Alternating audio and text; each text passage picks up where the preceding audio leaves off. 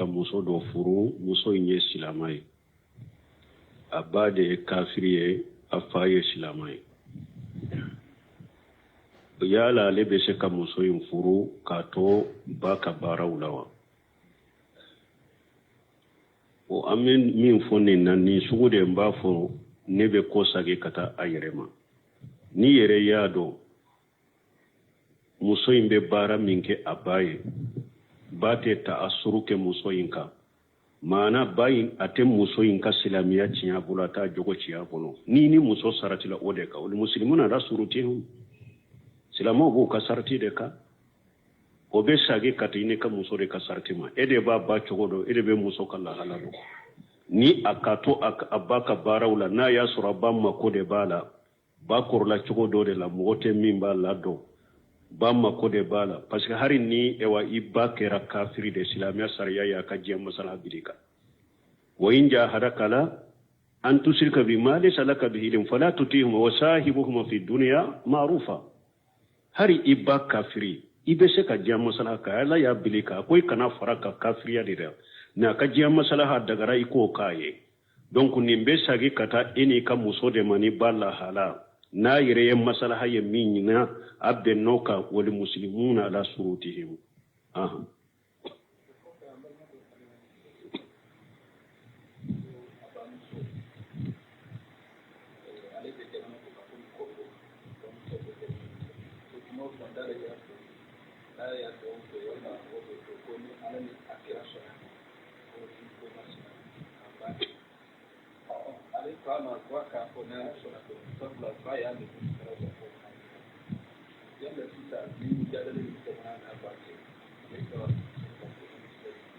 bon ko ale ba n'a bɛ dɔ de bɛ kɔnko ko ale ba n'a bɛ kuma ko a b'a fɔ ni ala ni kira sɔnna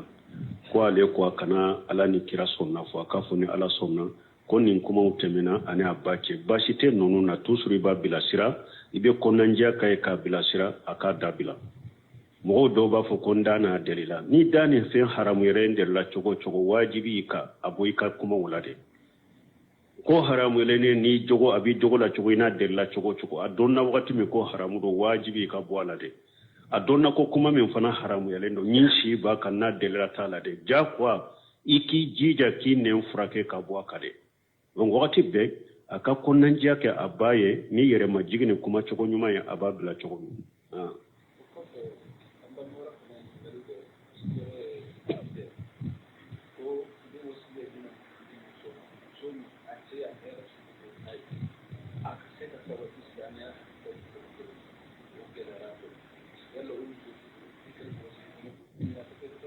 bon ni wosiya an y'a kɛ muso ye siɲɛ joli joli ko muso min ko an bɛ wosiya kɛ muso ye cogo jumɛn muso min ni a cɛ b'a fɛ a ka sabati silamɛya diinɛ kɔnɔ cogo cogo a dɛsɛra a la an bɛ wosiya jumɛn kɛ an delila k'o kɛ muso ye siɲɛ joli joli an bɛ min fɔ muso ye hari o dɔw ɲɔgɔnna ma fɔ yan wa bilasirali ɲuman de kɛra a la mɔgɔw ka sagi ka to o ma an bɛ min fɔ muso ye fasalihatu qanitatu hafijatu lil ghaibi jogo saba fɔra muso la muso ɲuman i ni ala cɛ muso ɲuman i ni i cɛ cɛ muso min bɛ ala bato a bɛ cɛ labato ka cɛ ka hakɛw d'a ma ani muso min bɛ ala ka hakɛw kɔlɔsi ka cɛ ka hakɛw kɔlɔsi hari ni cɛ tɛ yɔrɔ min ala y'o musow tanu an y'a fɔ fana ko ciden ko muso n'a y'a ka farila duuru sali k'a ka sunkalo su k'a ka tafe bolo kɔlɔsi ka tugu a ka cɛ kɔ yomali kama do arjanna da segu be ba a wale ko da min kada ye a ka dɔn n'a ye an b'a ɲini balimamusow fɛ u ka kɛ alaɲɛ siranyabagaw ye ka kɛ mumini ye mais cɛw ninnu fana aw fana ka ɲɛ dɛ hadamaden o de y'a to salafu dɔ ko a ko ni ale ye ala sɔsɔ ko a b'o dɔn a ka muso jogo la ou bien a ka daba don ka jogo n'i y'a ye muso fana bɛ lahala dɔw la i fana yɛrɛ kan ka ɲininka ala tɛ mɔgɔ tɔɲɔ i fana ka ɲɛ kɛ i fana ni ala cɛ i jogo ɲɛ caman bɛ cɛ o fana la dɛ salafu dɔ ko ni ale ye ala sɔsɔ don o don ka junubu kɛ ko ale yɛrɛ bɔ a dɔn a ka muso dɔ jogo la ou bien a b'a dɔn a ka daba dɔ jogo la a ka muso bɛ kuma dɔ fɔ a ye a dɔn ou bien a bɛ kɛwale dɔ k'a ye a ma deli ka min kɛ ou bien a ka daba bɛ ko dɔ k'a la a ma deli ka min kɛ ko ni ale ye dɔrɔn ale bɛ sɔmi ko a ye junubu dɔ kɛ bi donc hada maden ni esrana ala nye suni tile ibe ala de ewe duawu ke ni ala sonna ala bi ka dembaya dilaya abika ewa muso dilaya jewu fana kasira ala nye koy an kasira ala nye muso nunun ka hakke kadi u ka hakke kadi uma u chogola ni iyo ke esra lembe ala na ibake ka ala deli ala te mugo to e ala ma fo jakara ka kibariyala wasilahuna lahu jahu jakara ni nyuma ya mimbala na nyuma ya mbala ala ko ale ya ka muso nyaaye aya ka muso dilaye ka muso jogo nyaaye ndella ka fon ko hamara bune hambali ana ka muso ye sambi sabake ko ama del ka fu har donkele munna yenninke donc hada maden demba ya fana kanye ni pembe muso lambe woshake muso yo ka sabalo ka chewla bato je ka hake ka chuka me chewo fana ni alache akasira lanye ni sirana alanye alabi deme ka demba yala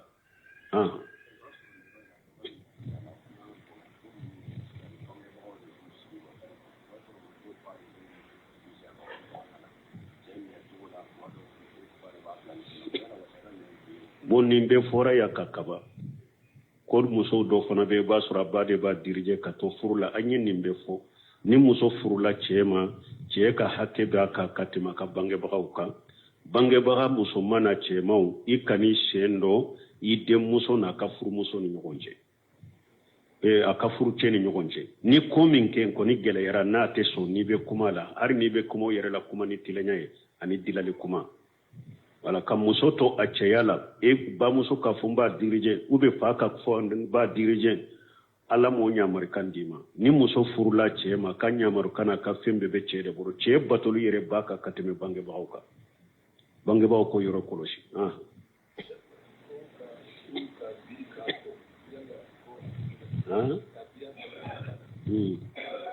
mo ko ka so biri ka ko chogo kada ye ni abe ferama chogo mi ka ko basi sitola me abebe ke ni no yade kai abe yelema ka ko basi tola nanya fo chogo me abe la wura sutoro de nye fela ni ko fela sikana de kata barala e wa fo kumbele o kana yede harabirile abe fini de do o fem o bela o kana ye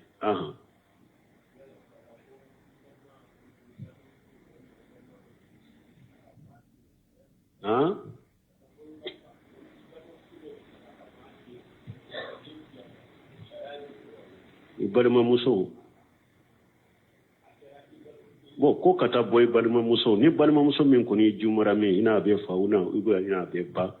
ni o jigina kata bola kata denye bashi tola silamiya sariala ni a ce jenana ni ce ye wordo de ma ce bashi tala ikata ka sokono ni ce bashi tala ikata ye uba ya ce jenyini uba ba do ce ka bashi tala fin tola ikata min ni ka jumara mi te minye mwewa e ba fo e balima musoro me ka jimura mite o foli sugo ni fonna kay musoro de yere ko sama yesha usal fawzi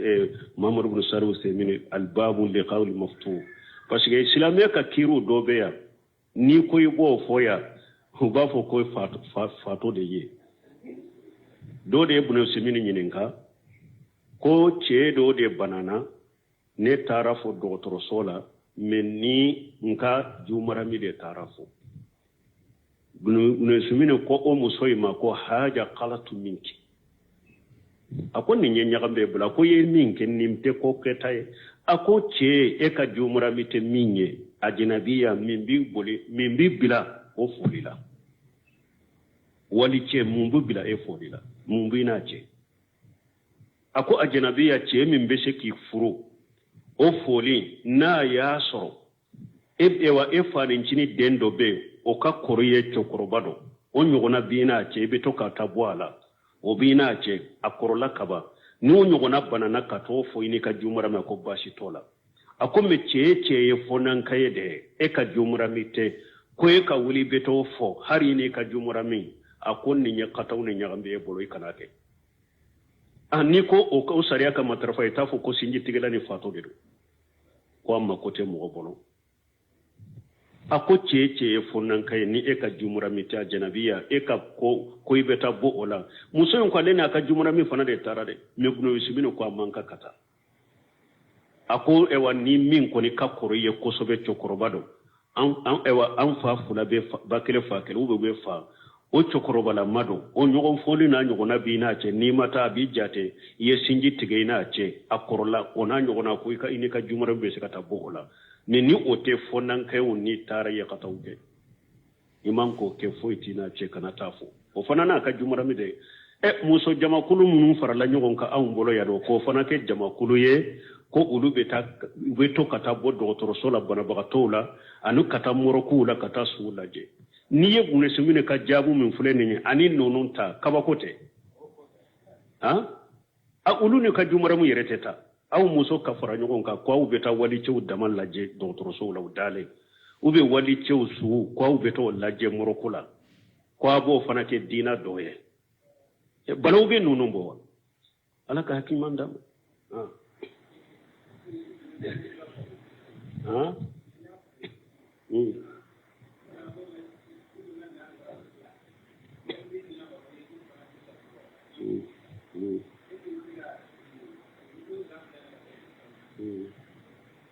bon ko ŋaniya ka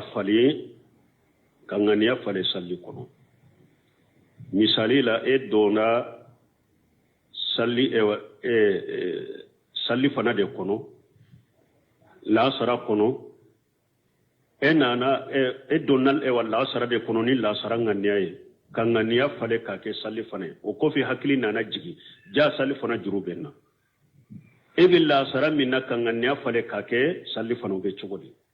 bon dɔnnibagaw ko ka ŋaniya falen sigiyɔrɔma damadɔ de b'a la ka bɔ min al-fardi ila nafli mɔgɔ bɛ se ka ŋaniya falen ka bɔ farda la ka na nafila la baasi t'o la misali la donna salli fana la ko i b'a salli i kɛlɛ i ye arakan kelen kɛ i bɛ arakan filanan na jama dɔw nana don misiri kɔnɔ u ye mɔgɔ dɔ tɛmɛ u ye u bɛ salli bɛ se k'i ka salli fana yɛlɛma nafila ye arakan fila ka salamu bila ka fara olu kan farda ka ŋaniya yɛlɛma ka bɔ farada la ka kɛ nafila ye o bɛ se ka bɛn u bɛ ka ŋaniya yɛlɛma ka bɔ nafila ta al-mutlaqa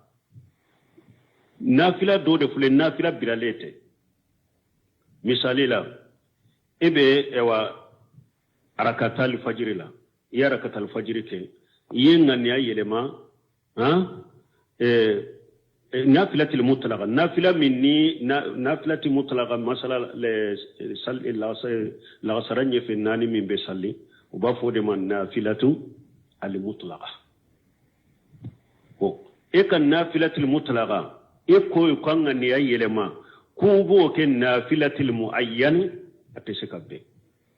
masala bɛ lasara ɲɛfɛ arakan naani sallili la hakili jiginna i ko salli fana ɲɛfɛ ne kan ka rawatibu min salli m'o salli n ka ninnu yɛlɛma k'a ko ye a tɛ se ka kɛ min al-mutlaq ila al-muayyan a tɛ se ka kɛ ka bɔ nafilatil mutlaqa ila nafilatil muayyan a tɛ se ka kɛ mais min al-muayyan ila al-mutlaqa o fana bɛ se ka kɛ min al-muayyan ila al-mutlaq o bɛ se ka kɛ masala donna salli fana ɲɛfɛ arakan naani la ye fula salli bɛ filanan la i ko i jɔ n ka nin kɛ ni ciden ko bayna kullu azanaini sala salli wele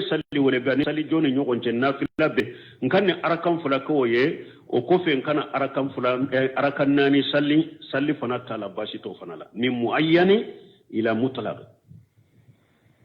ka bɔ nafila kɛrɛkɛrɛnnen na ka na nafilatil mutlaqa o bɛ se ka kɛ mais ka bɔ nafilatil mutlaqa ka taa nafilatil muayyan o tɛ se ka kɛ masala bɛ salli bayna kulli azanaini sala fajiri welela wulila k'u bɛ arakan fura salli ko ciden ko salli wele bɛ ni salli jɔli ni ɲɔgɔn cɛ arakan fura bɛ wulila ko bɛ arakan fura salli k'i to kɔnɔ ko ayi n k'a yɛlɛma k'a kɛ arakatal fajiri siɲɛ kelen a tɛ se ka wasa kɛ min al-mutlaq ila al-muayyan a tɛ se ka kɛ bon min al-farad ila al-fara'id ila al-fard o fana tɛ se ka kɛ nin filɛ ka misaliya min fɔ ni bɛ lagasara la misali la donna ni lagasara ŋaniya hakili nana jigin ko salli fana bɛnna niye ngania yelema ka ke salli fana u fula be tiɲana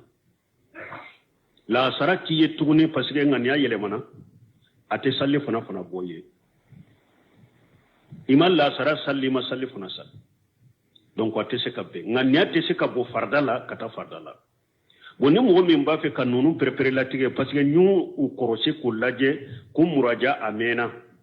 u do be se ka nyagambi mbolo ni tara buna useminu ka riyadu sarahuta hadisu jibril ka hadisa ja ni taro sarahuta buna useminu bolo nganiyaw nunu falelila min be se kanya min te se kanya aba be foye me kanin kanyin kali surunya min koni kangania yelema kabo farara kata farara tenya ni mogo min ni salli fana bila i donna lagasara la ni lagasara ngania ni hakli jigina salli fana inna ikal lagasara indafa kana ngania yelema de to ikal lagasara inka ikal lagasara indafa la sara in ko fe bena salli fana salli don ko salli munun taraki da ku teritibu nyinamba bi ni nyinana nyinambe teritibu bi ube ni mogo min ta kalama de jahiliya be teritibu bi mana salli fana be ela la sara be ela mi etun ta kalama ka fo ni salli fana bi la ni bu juru sara fo salli fana de ka salli folo ube la sara ka salli etun to do enana dore ya do la sara wakati dore la sara salli la sara ko fe ko ne bena salli fana salli doko ay itun kan ka salli fana de salli folo o ko fe kana la sara salli boy kan la sara maciya de ay ko ne tun to do ikal la sara maciya parce que tun ta do de jahiliya be teritibu ababi si satta enana do wa salli fana salli ikal la sara kan ube nyina abe teritibu bi yere ba do salli fana bila la sara fana wakati sera me nyina na ka fo salli fana itu nyina na ko pew donne la sara la de hakli jigna jama salli fana yere salli bo la sara indafa la sara in salli ka dafa la sara salamu ko fe ibi ka salli fana salli basi tila la sara sagiriti ka fana parce que nyina nyetteritibu biya me nganya te se ka wuli farda ka ta farda la don ke ba ko niya ke iya ke minna wo tinyana nganya tara kata minna wote saha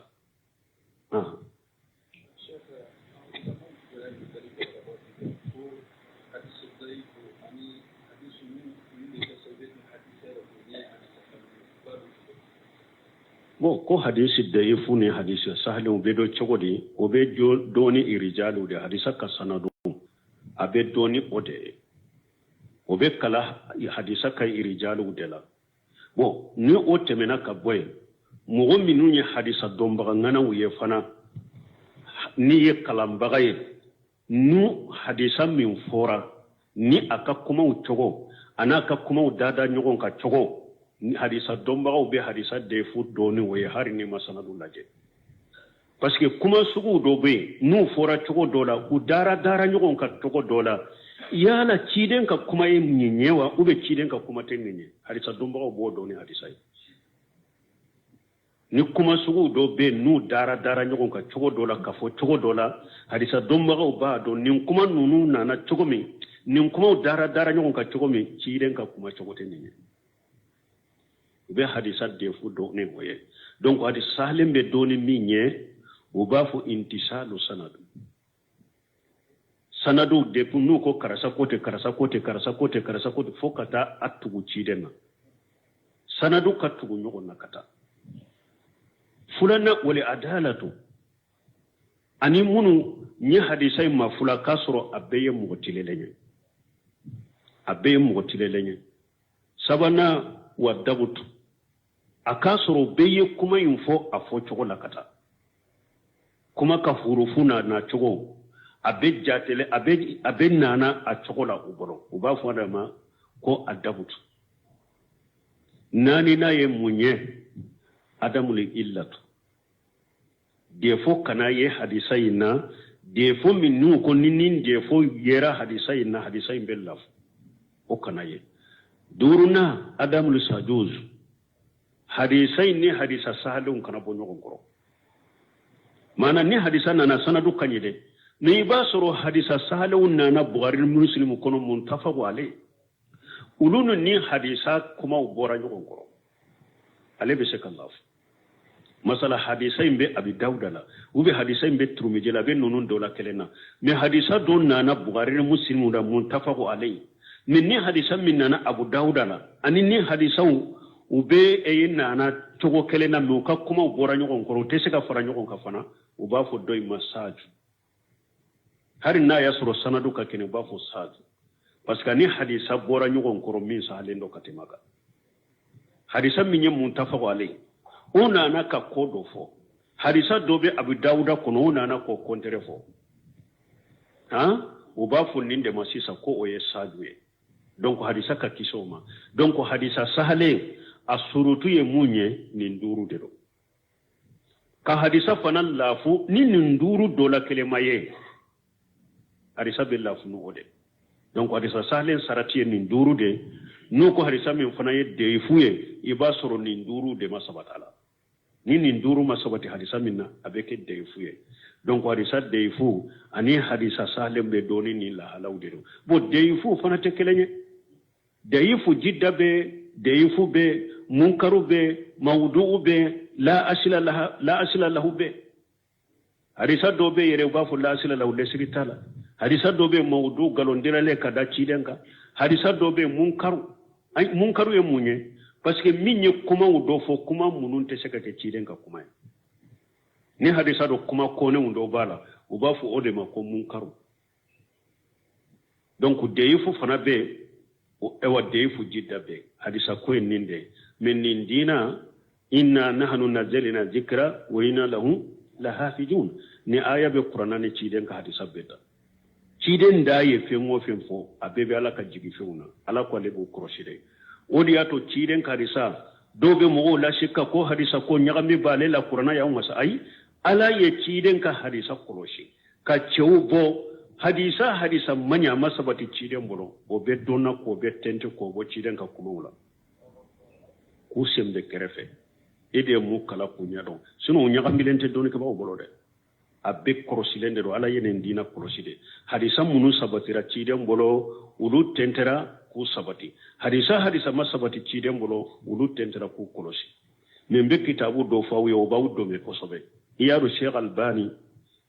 ale manto laba an ka wakati laba le Allah fi anina aka kitabu do be siri salatu hadisi sahiha ajiju kacha hadisa sahara ayodo kono afando be siri salatu hadisi daifa wal mawdu hadisa yin galoyin ani daifu ani la asila lahu ani munkaru ayo be fara nyon ko fana jijula ajiju kacha woni obe boray abi ewa turmeji Sheikh Albaniya adila ka shehihu ke jiju saba ka deifu bila jiju kelena jiju nani ba fo shehihu turmeji jiju saba obe shehihu ye jiju nani na obe deifu ye turmeji kono sisa nu ko ni hadisa be turmeji kono ni ba fe ka do yala shehihu de obe deifu do abe bonda mina drota shehihu laje niya asro ye dro aba fo shehihu abe bonda minna nima ye shehu bonda ukono ta o bonda nyugonata jiju mi din deifu bala be hadisa suraba fu deifu aye abu dauda dila o chogola jiju saba shehu jiju nani na be deifu aye na sai dila o chogola jiju saba shehu jiju nani na deifu aye buni maja dila o chogo kelenda jiju saba deifu jiju nani na jiju saba shehu jiju nani na deifu awa at-targhib wa tarhib ayo dila ko ke jiju duruye jiju saba ulu ye sehihuye jiju fula ulu ye defuye onunun be kalandel lafiya kosobe bi lafiya hadisa ko la kosobe subhanakallahumma rabbuna bihamdika ashhadu an la ilaha illa anta astaghfiruka wa atubu ilayk kam muso do furu muso nye silamai abade kafiriye afaye silamai yala lebe se ka muso yin furu ka to baka barawlawa o amin min fonni nan ni sugude mbafo nebe ko sage kata ayrema